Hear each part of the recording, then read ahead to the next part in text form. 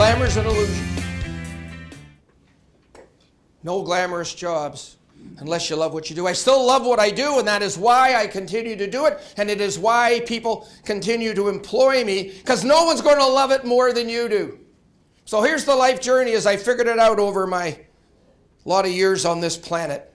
We start off passionate. Oh yeah, we all start off passionate, the old expression, full of piss and vinegar.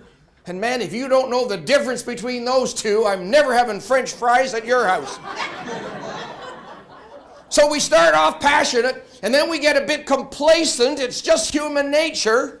And then the results aren't as good, so we get resentful and blame somebody else, and then we get bitter, and then we die. You know, for a lot of people, the life journey is passionate, complacent, resentful, bitter, and death. Okay, so I'm not a motivational speaker, but I mean, how many of you know people like that? How many of you have way too many friends or relatives who, you know, they're somewhere well down the line between resentful, bitter, and death? And aren't they just a joy to be around? So here's the thing. What would be wrong with passionate, and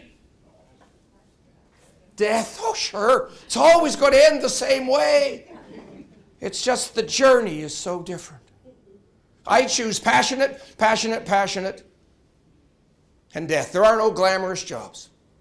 People say to me, oh, Donald, making movies? Making movies must be a glamorous job. Who here has actually watched a movie being made? It is like watching paint dry. Take 62, take 63, take 64 from a slightly different angle. It is tedious and boring and often painful. What's glamorous? What's glamorous about the movie business? The marketing, the illusion, the Academy Awards, the red carpet. And who are you wearing this evening?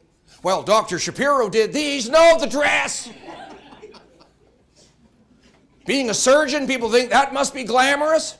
Oh, sure, spend your entire day up to your elbows in somebody else's intestines. Got glamour written all over.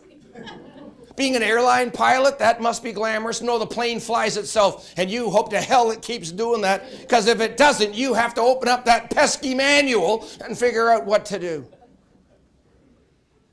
A glamorous job is when you love what you do and who you do it for and who you do it with. And you have a handout. And it's all the slides, and beside every slide is a place for keepers. And a keeper is anything you hear in our time together that can change your conversation and your value proposition, your branding, your positioning with an employer, and anything that I say that could help you change the conversation in your own damn head.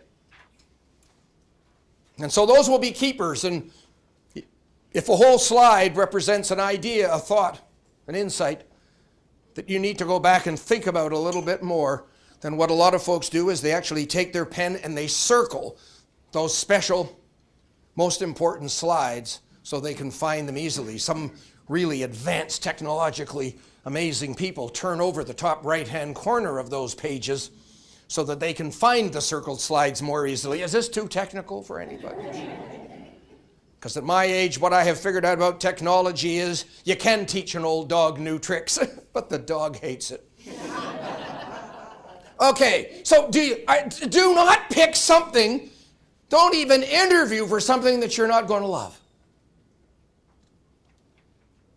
And our session, pre-session, this morning, very insightful about government is hiring, and government is actually paying more money than the private sector.